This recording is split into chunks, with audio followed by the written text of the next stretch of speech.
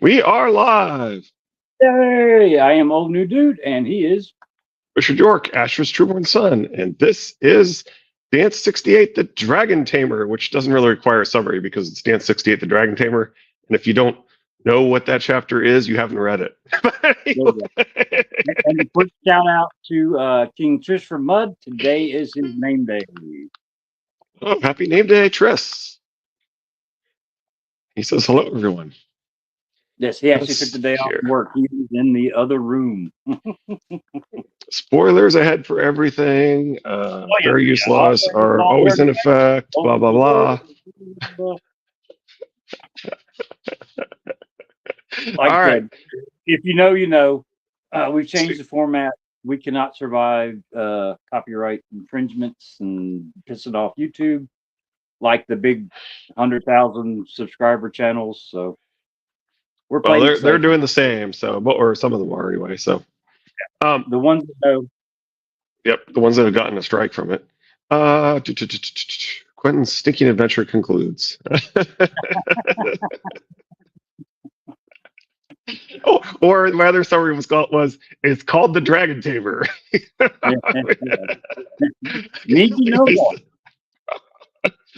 So one thing to note is that Quentin shout out. Thanks for sending me the Moon Man.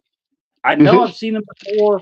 The opening. Well, that one, the last one on Littlefinger is new, so that's why I wanted to get it. Send it your way.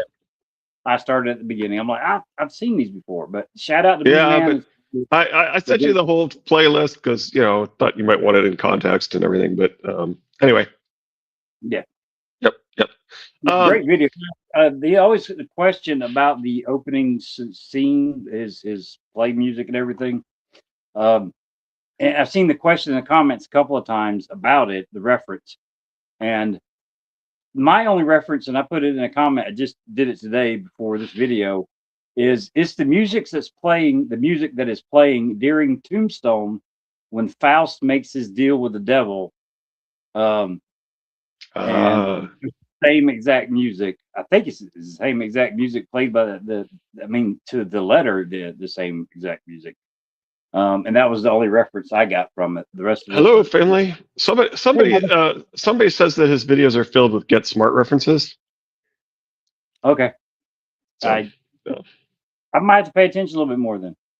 Yeah, I mean, the main one that missed it by that much. The old blah blah blah trick, which of course is whenever something happens, he always pretends like it's the old blah blah blah trick. I did see sorry about that, Chief. It's taken so much time for Winds to come out that Moon Boy has grown up. The Moon Man. And the Moon Man. Fair enough.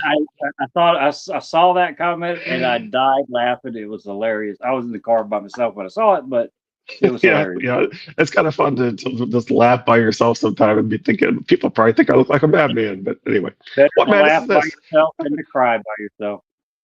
Fair enough. Quentin keeps drinking wine at the beginning of this chapter, and that will come back. Yeah. Quentin is sometimes there's a few times in this chapter where I think Quentin might actually be correct in his disagreements with Garrus, but in general, Garrus is usually right. I also have another question. I don't know if we do it now or do it when we get to it, but what time of night is Sir Barristan? They both say Hour of the Wolf is when they're going to do it. All right, because I tried flipping through it. I couldn't. I mean, he waits till the Hour of the Wolf. The Hour of the Wolf line appears in both chapters. That they're waiting for the Hour of the Wolf. So yeah. Well, that doesn't make a whole lot of sense on Barristan's because he waits for the last light of the night, the sun to go down. He calls for a bath. He takes the bath. He dresses. And then it kind of goes into, all right, I'm walking down the steps. Well, the Hour of the Wolf is supposed to be the darkest part of night. That's what it's supposed to be. So, which is, I think it's supposed to be the dark before the dawn. Yeah, right. The night is always darkest before the dawn, kind of thing. Here, they're doing it, 30 minutes before guard change at dawn. Right, but that's George. That's George playing on the it's always darkest before the dawn thing. I think. Okay. All right. That's what I think. That's what I think he's doing, but I don't know. Anyway. Well, if you look at pre-dawn light, the when you have slightly lightened side to the east, if you look to the west, it's the darkest part of the night. I mean, I don't know if that has anything to do with it. So anyway, so yeah, I'm pretty sure there's a part in here where they disagree, but where Quentin might actually be right, but which is rare. Anyway, I'm not going to read every one of them, so we're not going to try and figure it out. But usually Garrus is the one that's right. Preston Jacobs' theory on this too. Yeah, oh, absolutely. That's the main theory we're going to talk about. Although I think the first one we should talk about is Gilly's a secret Targaryen, because that's right here at the beginning. Okay. So John specifically tries to explain how painful burning would be to Gilly in his second chapter of this book by having her put her hand over a candle. And of course, we think that the incest in the story is hints at who secret Targaryens are, right? Meanwhile, you got House Martell being proud of their descent from Daenerys Targaryen, and Quentin is doing the same thing. So it's paralleling Gilly with Quentin. Okay. And on that, it says it took every bit of will he had to lower it until the flame touched his flesh, and when it did, he snatched his hand back with a cry of pain. And then it says, Quentin, are you mad? And it said, no, just scared. I do not want to burn. Now, a lot of the comments I've seen on Preston Jacobs' theory is that he's burning. Well, there's a different meaning to the word burn or burning, that one could be you're on fire, flame on, Human Torch type thing, or it is a comment on there's some right, yeah. and there are clues in here that definitely support Preston's theory that I hadn't realized are specifically in this chapter. The oil to the the oil and so forth. Yeah, and I highlighted those. Yeah, absolutely. Yeah. We are thinking alike. Even though I refuse to do homework, we're starting to think alike. All right. Garrus tells us that the Red Graces will have sex and that old septas look like prunes, which I think is George laughing that the oldest septa is in fact Princess Scalera Martell. So for those that don't know, we think that, I think you're on board with this idea that one possible interpretation of what's going on, which Toodles has suggested, is that Scalera, the old septa of the old septas, who seems to be bizarrely empathetic to Cersei as a female ruler. She also smells of sour milk, which is the correct treatment for gout in the Middle Ages. Okay. And so there's hints that she basically is somebody who was gouty. And if you look at the parallels to Princess Scalera, which is to say Oberyn's mother, with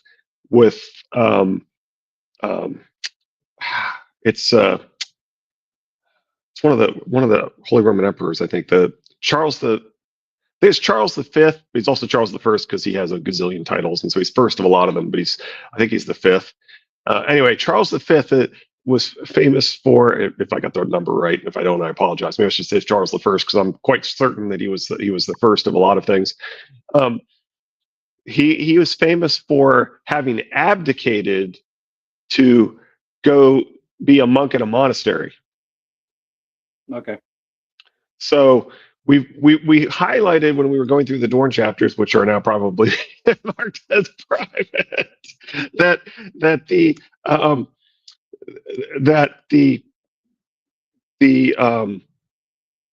I lost my chain of thought. Oh, that Hota, based upon when he comes there and so forth, the implication is that Oberyn's mother should have already no longer been the ruling princess of Dorne at the time that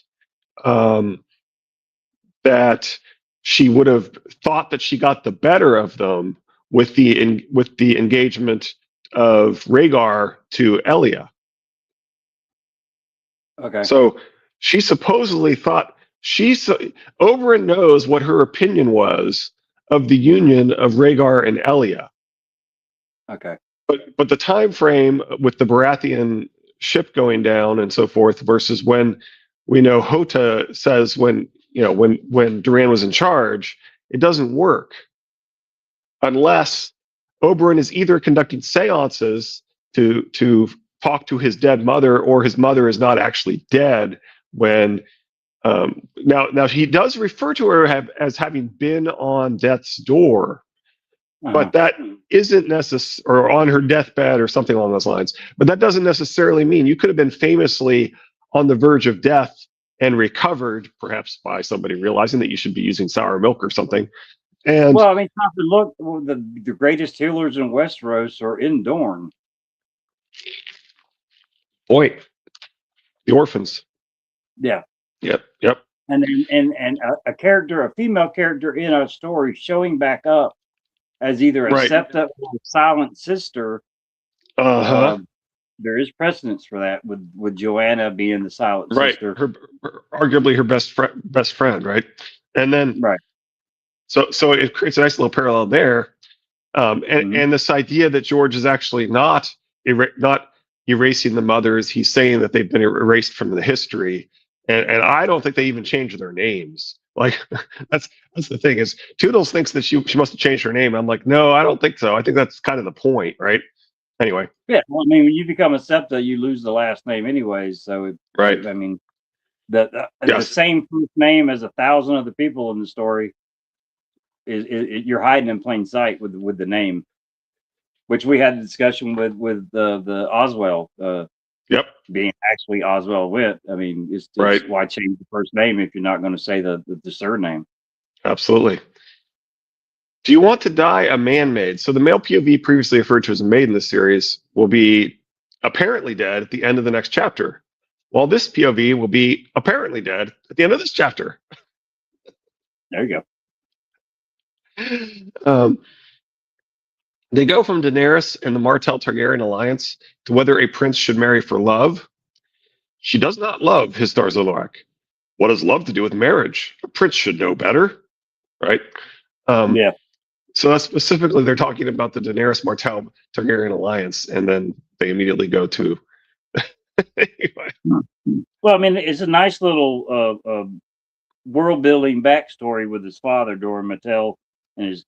Do we ever find out what his mother's name is? Because I mean, here it says Doran Martell and his wife. Yeah, I think we do in Hoda's chapters. Okay. What's the name? While you're looking at that, there's another reference to throwing oil on the fire of my fear. Malario. Okay. I knew that for some reason. Anyway.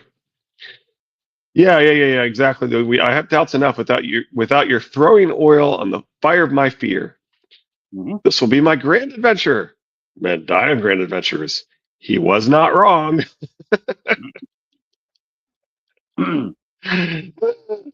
Anyway, we have people laugh at the Preston Jacobs video and that Quentin's still alive and all that, but stop and think about this. What is the only death that happened from the beginning pages to where we're at now that we know for a fact happened? Ned's, right? First book shocks everybody. It sets the stage. Nobody's safe, but everybody's been safe pretty much since then. I'm willing to kill everybody or anybody. Well, and then, I mean, you got one chapter POVs. you got the prologue. I mean, but Ares Oakheart. Ares Oakheart, but he was a one chapter POV and then he dies, right? So you got Joffrey, of course, he's dead. But I mean, and he was probably originally intended to be a POV, to be a prologue character. Yeah, it's true. I like this part. I've been riding horses since I was 6 years old, and you've been thrown a time or three. That never stopped me from getting back into the saddle. I could foreshadow this idea of Quentin taking multiple tries at the dragon. Yeah, I like the next line too. You've never been thrown off 1,000 feet. Yeah. But that's the idea that but a dragon will kill you. But that's part of the point, right? Is there foreshadowing of this idea that he would in fact fail the dragon, that it would arguably be fatal, but that he would get to try again? Like it's kind of it's there, right? Well, I mean, stop and think about it. The last image we have of Quentin is him standing in front of Rhaegal, and Rhaegal's opening his mouth. There's an oven, but think of. I'm not a big fan of House of the Dragon, but I'm kind of getting there. I haven't watched the new episode, so don't tell me what happened. I did not like the last one, but Hugh Hammers, right, with Vagar. Okay, he's down in there. He's trying to save the girl. Is it Vagar? No, That who does Hugh Hammers ride? the Hammer Dragon. I can't remember. Well, the or big Vermithor. Vermithor. That's it. Yeah, I said Thor. That's my favorite part of it. But he's looking at the girl that Hugh's trying to save, and then he yells, and he's got this big Conan the Barbarian, Thor, moment. And then the dragon looks at him, and I think that's what made Vermithor in that scene bond with Hugh Hammers was the I'm standing up to this gigantic dragon. So imagine Quentin standing there in front of Rhaegal, and he doesn't poop his pants, and I mean. Does the dragon respect the fact that there might be a hint of dragon blood in this guy, but him standing there with the whip, giving it a go, and from Daenerys that marries into House Martell, is it female to Dorne Martell to get to? Probably not, but I don't know they're treated well enough to tell you. Inherits the Targaryen, if there's any Targaryen blood left in there from his father, and if the genetics of dragons is correct, he's supposed to get it from his mother. Right. So right, this idea that he doesn't actually have the gene, yeah. Right. Well, I mean, there are rare cases that they get that double X from the father, or get an extra X from the father that causes sometimes health problems or whatever. Yeah, sure. It's possible for him to get it, but those are very, very rare cases. Technically, he shouldn't have a dragon riding gene. Just like Ramsay shouldn't have pale eyes from Roose unless he's not actually Roose's, and they actually came from his mother, and his mother, probably his mother's father, or his mother's father. I should have gone to Normos to see my mother in the place that gave her birth, so she would know that I had not forgotten her. Have I ever mentioned these books are about how the mother goddess has been forgotten? See each of those Dragons, episode 1. I've never heard you say that. By the time the hour of the wolf crept upon them, the rain was falling steadily. So yeah. Yeah, I know this chapter was the hour of the wolf. Oh yeah, it's the hour of the wolf and bear things. Yeah, yeah. I was trying to breathe through Selmies to find out, because when we get to the door, there's 3 locust masks in front of that door with a right. Why are they there? They're not part of Varys and Selmy's going to get the king. They're off in a completely different area. Yeah, that he's replaced so many of them is interesting, as if he thought they might go further, or there might be more to it than this. Yeah. Yeah, I mean, what was the why has Skahaz put so many locusts out? Why has he changed the word so many places? It's an interesting question. Like, is he in fact? What was he having to do with the dragons? What plan did he have with the dragons? It makes you wonder whether he was planning on something. Absolutely, yeah, that's a good question. He planned on killing the dragons. I mean, for as far as we know, he wants Dany to succeed, right? Right. No, I don't. He seems to be always arguing against that. I don't think that's his intention. What if he killed the dragons and tried to false flag operation? That's possible. Exactly. So yeah, that whole them being there just kind of threw me for like what George having multiple plots on top of plots in his background. Yeah, it's an interesting idea. Well, I mean, this guy is pretty Skahaz, whatever his name is. It's pretty slimy. So I mean, him having multiple things going on. I mean, could definitely be doing that. I think he's going to close the gates of Marine once all those people are out. I mean, you never know. Let them all fight each other out there till there's none left, and then do we think Hizdar is going to live through that? when it's Yeah, that's a good question. That's a good question. When Barristan's not around to stop him, yeah, I don't know. That's a good question. Or the hostages. Or when Barristan winds up knocked out and echoing Tyrion, as I have proposed might be a parallel, right? So if he gets knocked out, attacked by the spotted cat or one of the Kingsguard, and what if it's one of his boys? His favorite was a pit fighter. I forget his name, but I mean, the one that's the best natural swordsman since Jaime Lannister.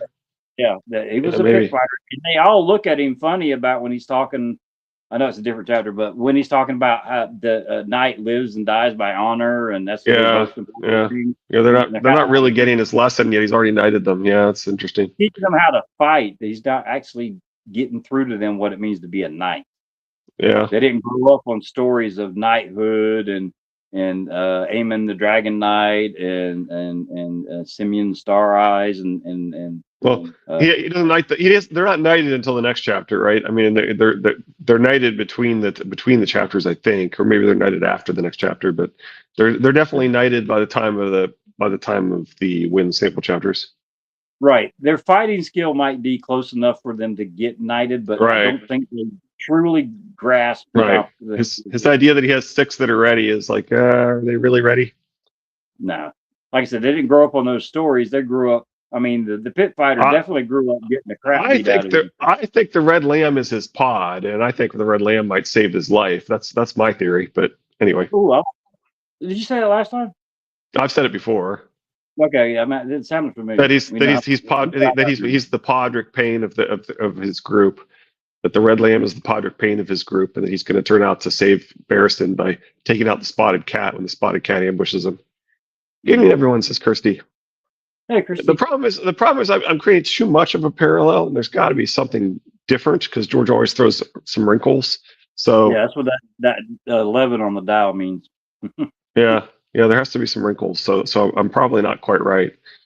When Garrus made to pour himself a cup of wine, Quentin stopped him. No wine. There'll be time enough for drink afterward. One hopes, said Garrus. Right. So as we've tried to say, Drink and Arch are much more cautious. They're much more pessimistic. They're often brilliant, especially Drink. Quentin is impulsive. He's impatient, and right here he's a hypocrite. It's your birthday too? Wow. Hey, my son, King Tristram Mudd, today is his name day as well. So happy birthday.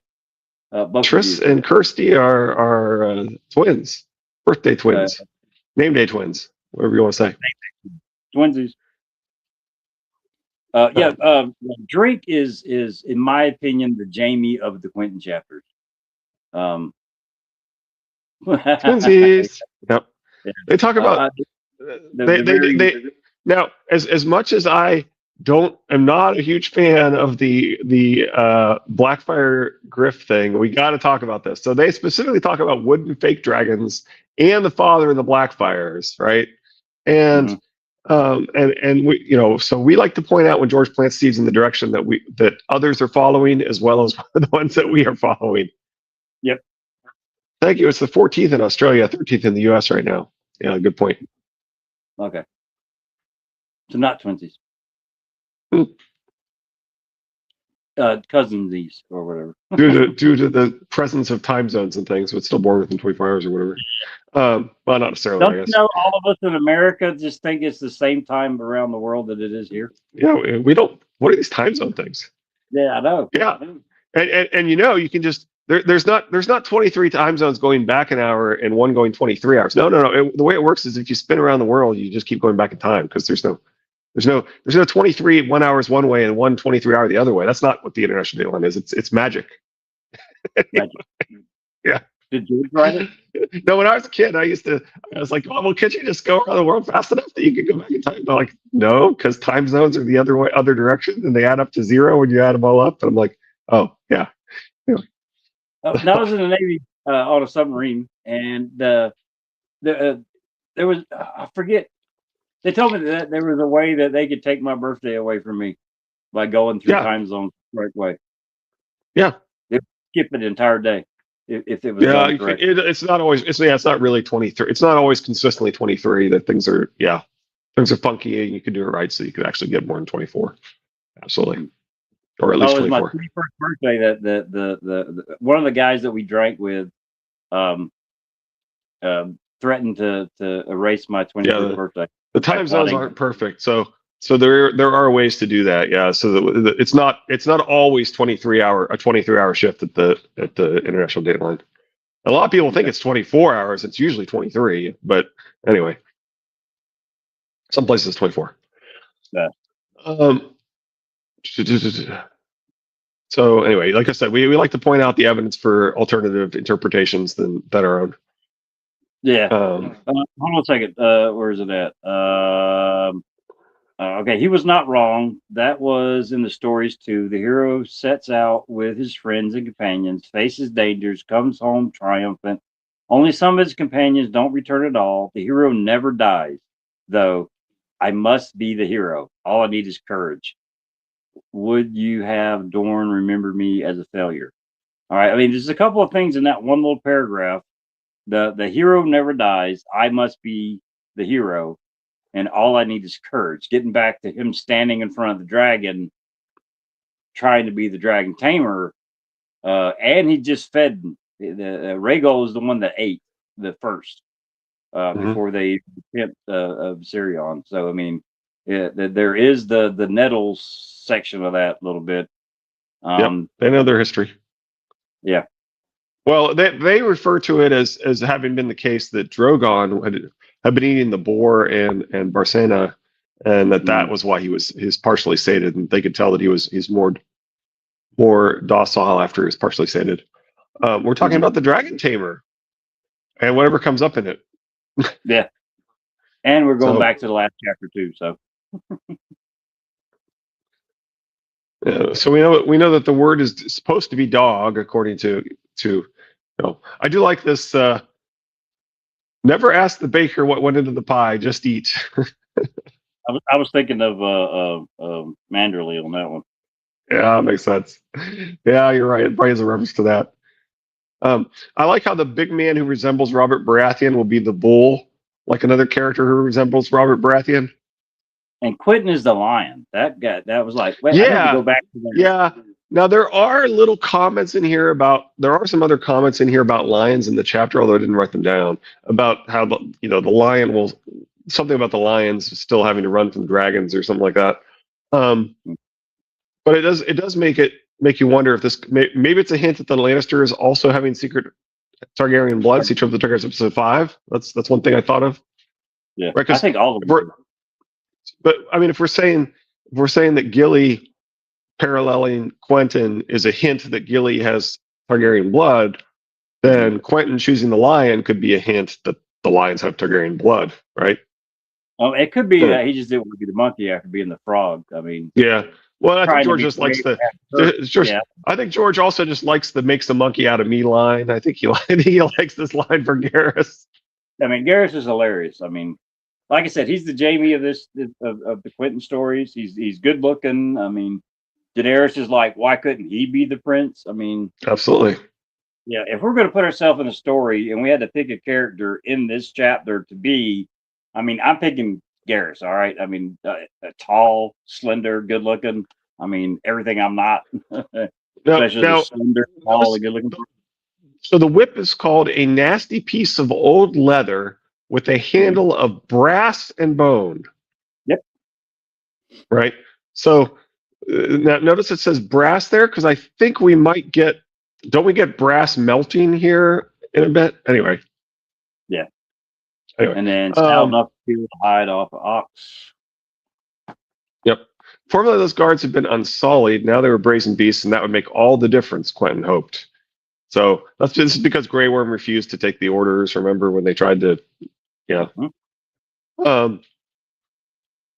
So dog sort of works for replacing the guards.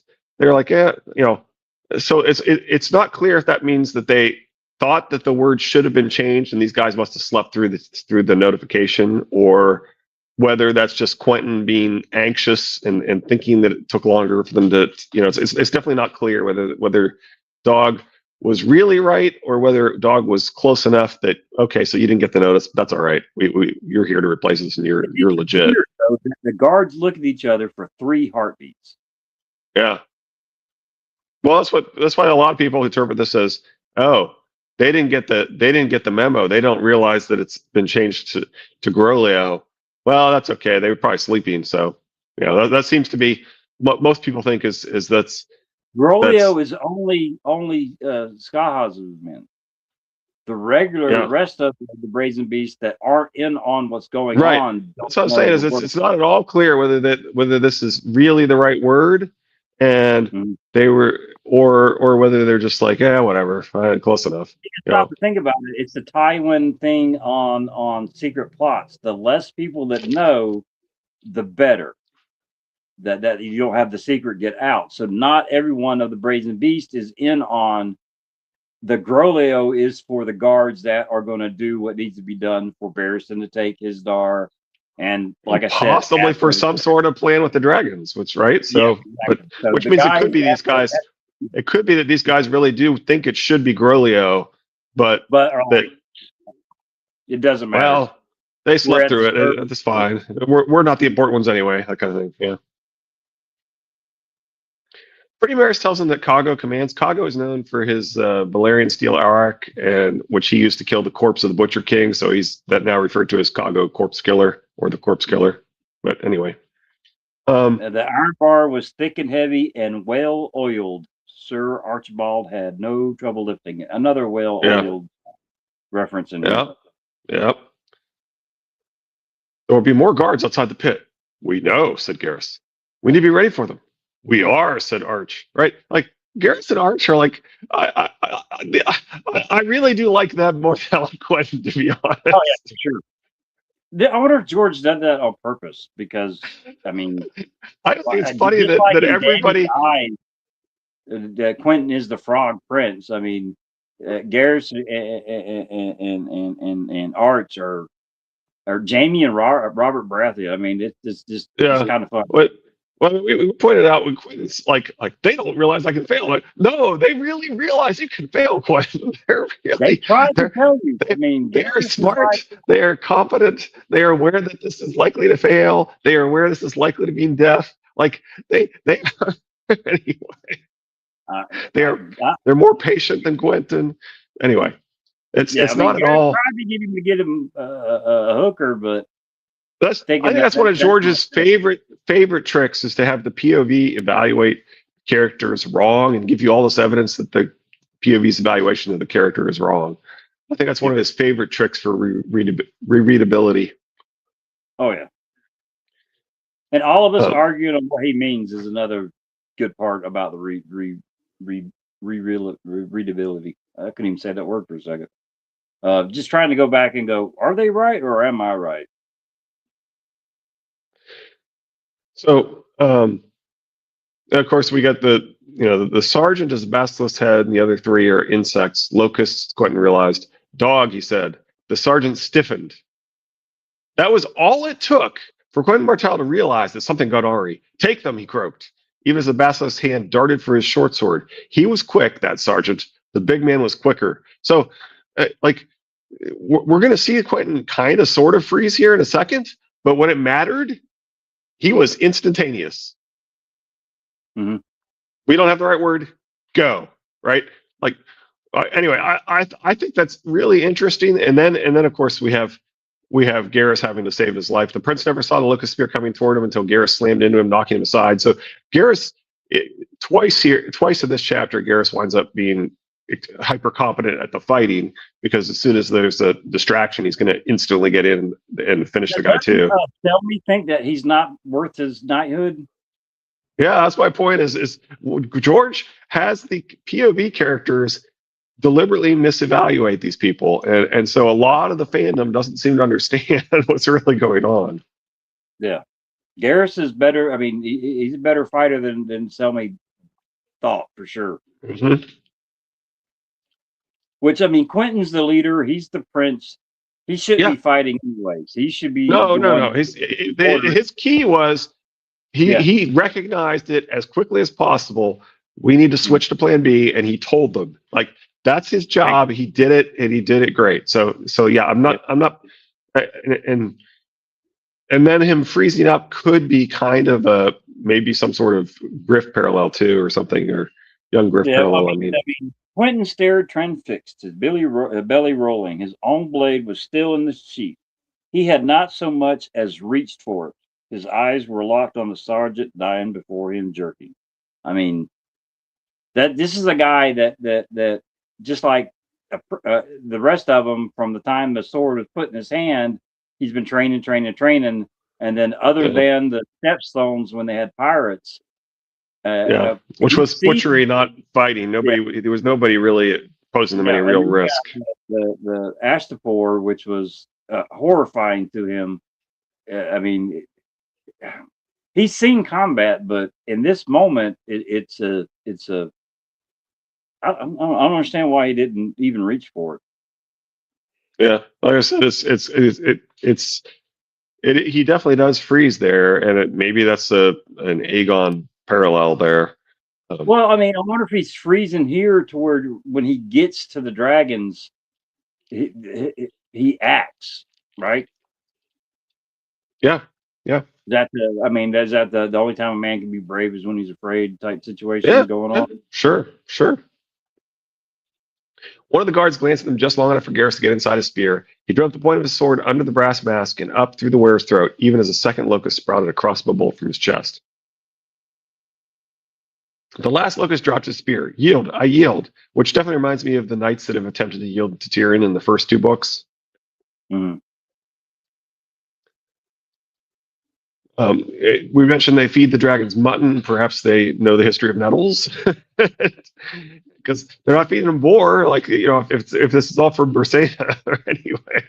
Well, I mean, the oxen, the slaughtered oxen, is probably a whole lot harder to throw. So I mean, they throw the mutton. I wonder if the oxen's to get them out of the pit. I don't know. Why they just bring a bunch of mutton instead of the oxen too? Yeah, I don't know. The rusted hinges let out a pair of screams for all those who might have slept through the breaking of the lock. A wash of sudden heat assaulted them, heavy with the odors of ash, brimstone, and burnt meat. So, this has this hinge opening, and then it has hellfire symbolism, which is sort of what the wall is the great hinge, and we keep having all this opening of a hinge symbolism around Euron, and anyway. Quentin could sense that there was something in that darkness, coiled and waiting. So that's interesting that he's sensing that, right? So, could be that he's trying to use his Targaryen blood and form a bond, potentially. Okay, I just started thinking about something. Okay, his mother's from Norvos.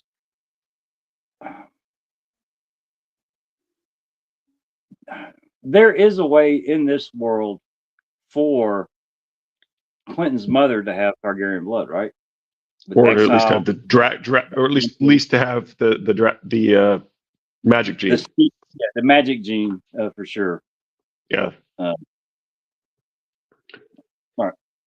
The green one is Rhaegal, the white Viserion, he reminded himself. Use their names, command them, speak to them calmly but sternly, master them as Daenerys mastered Drogon in the pit. And then later it's green, the prince thought. His scales are green. Rhaegal, he said, his voice caught in his throat, and what came out was a broken croak. Frog, he thought. I'm turning into frog again. The food, he croaked. Anyway, I just thought that was kind of interesting that he's playing on this whole frog thing. Have we ever mentioned that the yellow toad is a reference to the most beautiful model of ancient Greece? I think I've heard you say that. I may have mentioned that before. For those who don't know, Phryne is the Greek word for toad. She was named for her beautiful yellow skin. I do think it's funny that people are complaining that the Odyssey has the most beautiful fictional character of Greece being non-white, and they're saying that she would definitely be white. And I'm like, when their most beautiful real world woman was definitely not white and was named for not being white, like, no, she probably wouldn't be white. She'd probably be yellow, to be honest. But anyway, I thought there were two, the big man said. He's made himself a cave, the prince realized. So this one really, I do wonder if this is significant. He's made himself a cave, the prince realized, a burrow in the brick. The foundations of the Great Pyramid Marine were massive and thick to support the weight of the huge structure overhead. Even the interior walls were 3 times thicker than any castle's curtain walls. But Viserion had dug himself a hole in them with flame and claw, a hole big enough to sleep in. So, is the pyramid going to collapse? I don't think so. I'm just saying, he's digging big holes into a pyramid. That's the reason the walls are so thick is because it has to support all the weight above it. Okay. So well, I mean, they're designed a specific way to disperse the weight of their weight. So, Kirsty, I always thought it was silly to talk about frog DNA there because the largest land reptile we have is the Komodo dragon. And like many lizards, if there are no males around and only females, a Komodo dragon will lay a male clone egg of itself. So it will create a male of itself to be able to mate with. So, and to be able to mate with the other females around. So that's an actual thing. Like, you don't need to go to trans frogs as an example. The actual large reptiles in our world do this already. So I don't understand why they think they need to like trans frogs. Oh yeah, definitely. R.I.P. Sam Neill. Yeah. Well, I mean, I wonder if they dumbed it down for us in that movie. I just think it's silly because what you should be talking about is how large reptiles behave, and the way large reptiles behave is if there's only females around, they lay eggs. In their science in the movie. Exactly. I'm like, why introduce frogs? Why introduce amphibians? The large reptiles in our world already do this. Anyway. Yeah. Anyway. So it's highly realistic that a large reptile population of all females would lay eggs that would produce male clones that would then be able to mate with the other females around. That's highly realistic. That's what I'm saying. Okay, we know that George knows about DNA and ancestry, and he writes science fiction and all this stuff. Absolutely. But do you think he consulted with a engineer on the structural integrity of the 33-layer pyramid? Well, why tell us that it has to be super thick walls and then have it dig a hole in the wall, right? I mean, to me, that could imply that he's telling us that this could be a problem. Well, I mean, fall. I mean, would it fall with? I mean, that would free implode. Implode. It would free everybody involved with the Histar plot. It might get rid of Skahaz. It might get rid of a lot of his brazen beasts. And it frees Dany to marry whoever she wants without, just like Jon dying at the wall and being resurrected. He's free of his Night's Watch vow if he wants to be. He's served till death. So the point is to kill Quentin. To kill Histar. To kill Histar. Okay. Exactly. Okay. Yeah. That could be. That could be why you would have it implode. I like that. I like that idea. Like I said, George painstakingly picks the words he puts on his page. Yeah, and you see what I'm saying? It could be a hint that this has to be this thick, and that the dragon has weakened the structural integrity of the pyramid. That's my point. Yeah. But this will not work. Landing on top of it is what causes it to. Yeah, maybe. They are too wild. Anyway, like I said, drink tends to know things. Yeah. He wants his mother and does not understand why she's not here. That one's kind of interesting. When heard the rattle of chains, the deep thrum of a crossbow. No, he screamed, no, don't. But it was too late. The fool was all that he had time to think as the coral caroomed off Viserion's neck to vanish in the gloom.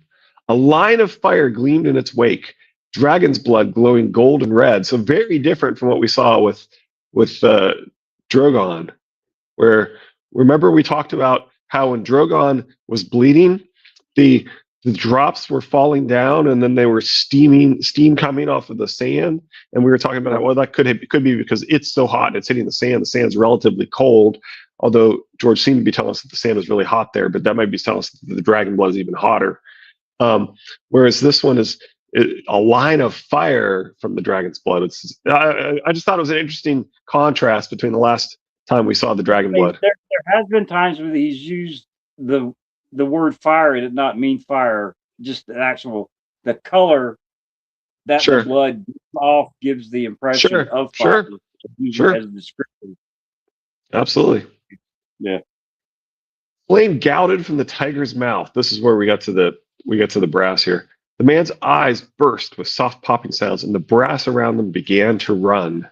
Right. So that basically very quickly the brass melts, right? And the whip is brass, so that's kind of interesting.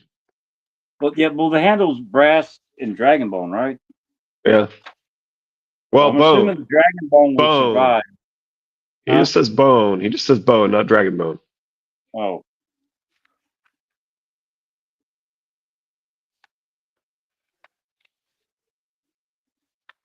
Charred bones, burnt bones prove nothing. Anyway. Yeah. Burnt bones prove nothing. Anyway. Yeah. Behind you. Quentin turned and threw his left arm across his face to shield his eyes from furnace wind. Rhaegal, he reminded himself. The green one is Rhaegal. When he raised his whip, he saw that the lash was burning, his hand as well. All of him was burning. Oh, he thought. Then he began to scream. So anyway, that's so ends Quentin's POV so far. Mm-hmm. Well, everybody's talking about the he's burning all over, and that's not necessarily it's that half-truth thing, right? It says one thing, and we interpret it that way, but it could actually mean something completely different. Part of Preston's point is that, how does he have this much time to stop and think and look and think some more and then begin to scream? If this is a dragon fire, breathing fire at him and consuming him completely right away and melting brass and so forth, it doesn't seem like that's what's happening. And so his question is, were they even? Is this really just sort of a light burn because they were? Is he screaming? Yes. Is the fire on all of him? Yes. I get the fact that his hand is on fire. Okay. Whether it's Preston says it's from the oil from the whip. It also mirrors John having his sword hand burnt. But Toodles has a very different interpretation of what's going on here. Okay, what does he say? What's going on here is that if you skin change with the dragon, you become fire.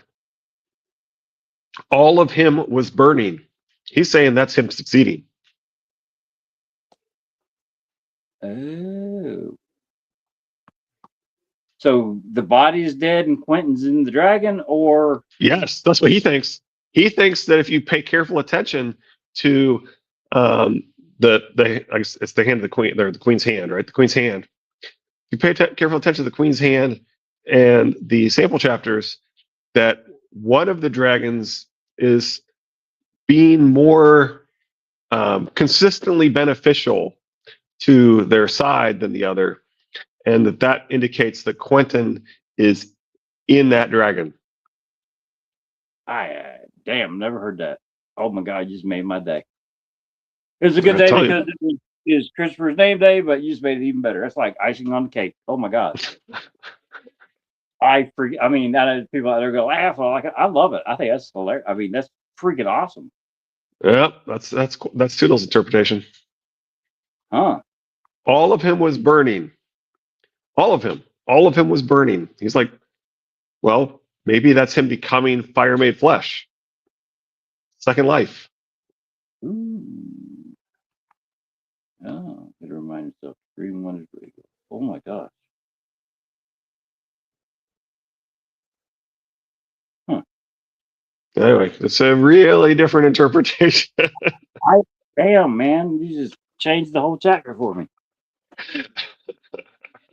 I have to really pay attention to the Rhaegal coming and going forward on the chapters then. Hey, since we do have like 10 minutes left, can I make some brief comments on the Baelish video? I Yeah, know you yeah, haven't yeah. Are watched it you yet. like, Moonman, yeah. So on yeah, Moonman's I watched latest video in his Stannis series, um, he's got standing in he the taught battle. yeah, right. Yeah, I sent you the whole playlist because Oberyn says to in the show of the or the animation, our fire is in our blood. Okay. I like that. So so his he says some really interesting things. Now, do I agree with everything he says? No. like, do I, not that they couldn't be right. He could be right about everything. I don't think he is, but he could be. But but I have trouble with the idea that Baelish would ever have been interested in Stannis succeeding in taking King's Landing. But I do find some really interesting ideas in here. So he thinks that somehow it has to pay off that Cersei says that, and his theory is basically that Baelish was totally on board with Ned until Sansa was a hostage. Um, Essentially, that's what he's saying. That Baelish would have been on board with Ned if Sansa hadn't been taken hostage, because Cersei specifically tells us it was a near thing, right? So she claims that had Sansa not come to her, that Ned would have succeeded, right? Okay. I mean, she's implying that. She's saying it was a very near thing. It was only, and basically, that was only because Sansa came to her that she was able to pull things off. And so Right. his comment is, can you imagine the scenario that Baelish tells Sansa, I was helping Ned until you were the hostage, and then I had to turn on my, like, whether it's true or not, you could easily see that being a line that would be supported in the text that would create more human heart and conflict with itself, more dramatic and so forth. And I'm like, yeah, that could happen. That's an interesting concept. Whether it's true or not, that could happen. Okay. Right. Right. So that I thought was really interesting.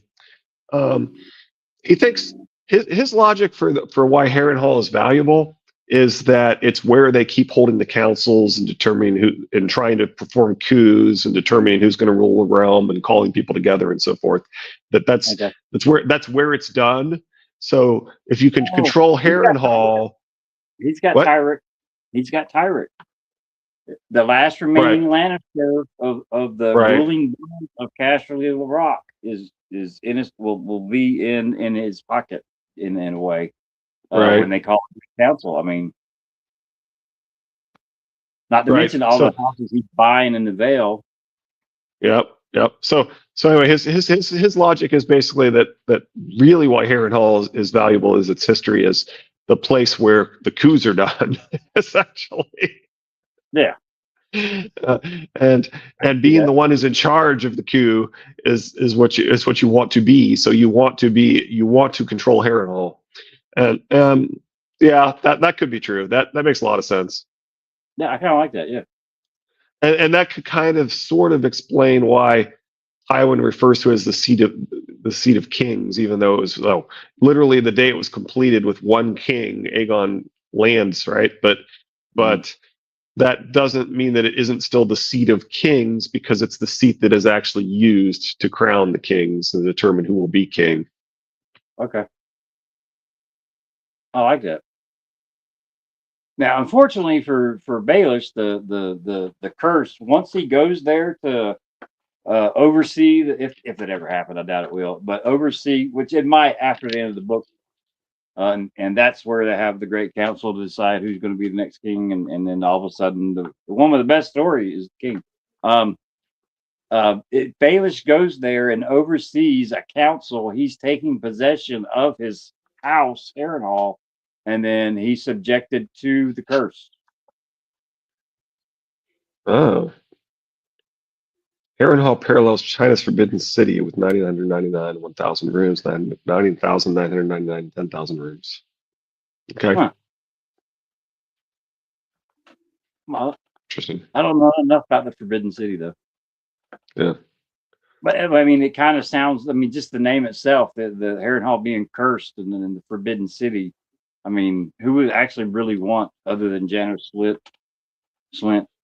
Well, that's part of his point is that it seems pretty clear that he probably arranged Janice to take Harrenhal, knowing that Tywin wouldn't want him to have it, which would then make it easier for him to convince him that he needed it to be able to help them with the Vale, even though he probably didn't really need it to help him with the Vale, right? Right. And so his point is he's actually, you know, right, because who's actually going to stop him from marrying Lysa when Lysa wants to marry him, right?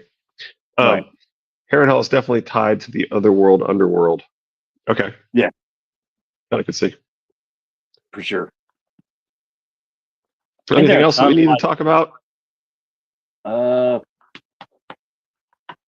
Man, I thought of something yesterday. I should have wrote it down. I can't remember it now. Yeah, he has sent me some instructions on how he's found different ways of getting either the transcripts or the videos from the Order of the Green Hand, and that's what I keep saying that I need to send to you. And those that came in late, go check out the Moon Man for sure. I like his style. Moonman's channel. Moonman's channel is pretty good, and he's got this playlist on Stannis and the Battle of Wind, right? Which is the idea that it's really about words and negotiating. And as we were saying, there's a video about the most recent video is about. It's much longer than he used to be doing. He used to be doing like 20-minute videos. Now he's doing like hour-long videos. But anyway. I might not watch all the three. I watched the first one when it comes to the peach and all, but man, well, there's a lot there. I mean, it's some interesting stuff. I spent, I don't know, 4 hours watching somebody's videos the other day, and it ended up being that I kind of felt like I wasted my 4 hours because I just had a bad feeling. I think Moonman's. I think you're finding interesting ideas and thoughts throughout them, though. So I think it keeps you interested. Anyway. Yeah. What's his take on the peach? I mean, his general. In general, his summary would be that everybody understands that Aegon is, that everybody has spies and everybody understands that Aegon is likely to get the Golden Company and succeed in mounting a Targaryen restoration effort, and they're all trying to position themselves to be as strong politically as possible for future negotiations, and that's his main interpretation of his videos. And how does that, how would that be? And he actually does talk in this most recent one about where those came from. He could be a bit long-winded sometimes. Exactly. As many times I go out on a rant on stupid little videos back when I did videos, I can understand long-winded. Trust me. Anyway, all right, let's wrap up. Okay, Wednesday's Theory Hour. Come armed for bear. Bring your theories. Be ready. What are your takes on the peach? I read theories that the peach was he needed someone to have sex with Marjorie, and he needed an heir that looked like him, and then Stannis' son would be the king afterwards. I don't necessarily buy that one. I do wonder if George originally did intend Brienne to be the death of Stannis, because for him to really be thinking about his brother's peach as he dies, which he makes some comment about, it would have to involve either Loras or Brienne killing him, right? I mean, I don't see how, but I don't think that's what's going to happen. I think it's probably going to be Devon or Davos that actually kills him. Any immortality links? I don't think that's intended by.